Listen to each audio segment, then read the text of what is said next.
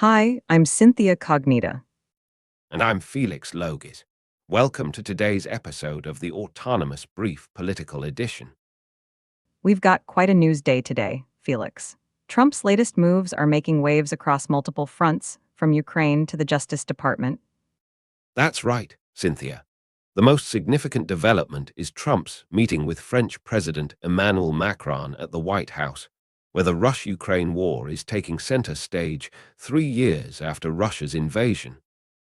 And speaking of Ukraine, the new UK Prime Minister Sir Keir Starmer made some interesting comments.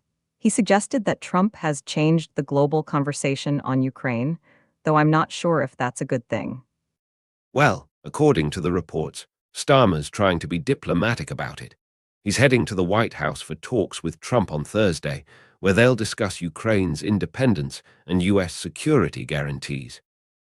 But here's what's really catching my attention: Trump's administration is making some bold moves with appointments. Have you seen who's being tapped for FBI deputy director? Yes, Dan Bongino, the former Secret Service agent turned conservative media personality. It's quite a controversial choice, considering his history of criticizing the FBI, even calling it lost, broken, and irredeemably corrupt. And let's not forget Kash Patel, who's now wearing two hats: newly sworn-in FBI director and acting ATF chief. That's quite a power consolidation in law enforcement. The Justice Department is definitely undergoing a significant transformation. But let's talk about another major story: Apple's massive investment announcement. Ah yes, the $500 billion pledge. Pretty convenient timing, wouldn't you say? Right as Trump's threatening tariffs. The timing is interesting. They're planning to build a server factory in Houston and expand data centers across 7 states, though UBS analysts are skeptical about whether Apple can actually deploy that much money in the time frame they're suggesting. Speaking of money and influence, there's an interesting piece about Trump's approach to anti-corruption efforts. Apparently, his abandonment of the Foreign Corrupt Practices Act could have some serious consequences. The analysis suggests it's going to hurt American companies in the long run, not help them.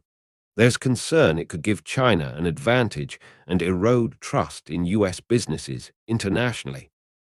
On the domestic front, we're seeing some significant changes in immigration enforcement. A federal judge in Maryland just blocked immigration arrests at certain places of worship. Yes, but it's a narrow ruling, only applying to houses of worship owned or used by 3 specific religious groups: Quakers, Cooperative Baptists, and Sikhs. The Department of Government Efficiency, or DOGE as they're calling it, seems to be working overtime on these initiatives, though I have to mention there are concerns about their work schedule. Right, there are reports about them operating with what they're calling a hardcore work ethic, sacrificing sleep for around-the-clock work. Not exactly a sustainable approach. You know what they say: you can't solve problems if you're too tired to think straight. Speaking of thinking straight, let's touch on the DEI situation. Trump's administration is making significant changes to diversity, equity, and inclusion policies. Yes, they're calling it a merit-based society agenda, but critics are saying it's effectively dismantling decades of civil rights progress. This seems to be part of a broader strategy. The administration has formed a task force on anti-Christian bias and reinstated the White House Faith Office. It's fascinating how all these pieces fit together into a larger picture of governmental transformation. We're seeing changes in law enforcement, foreign policy, economic policy, and social policy, all happening simultaneously. And all within the first 100 days. It's certainly going to be interesting to see how these various initiatives play out, especially with the ongoing legal challenges to many of them. Well, that's all the time we have for today's episode of the Autonomous Brief. I'm Synthia Cognita. And I'm Felix Logis. Thanks for joining us, and we'll see you next time.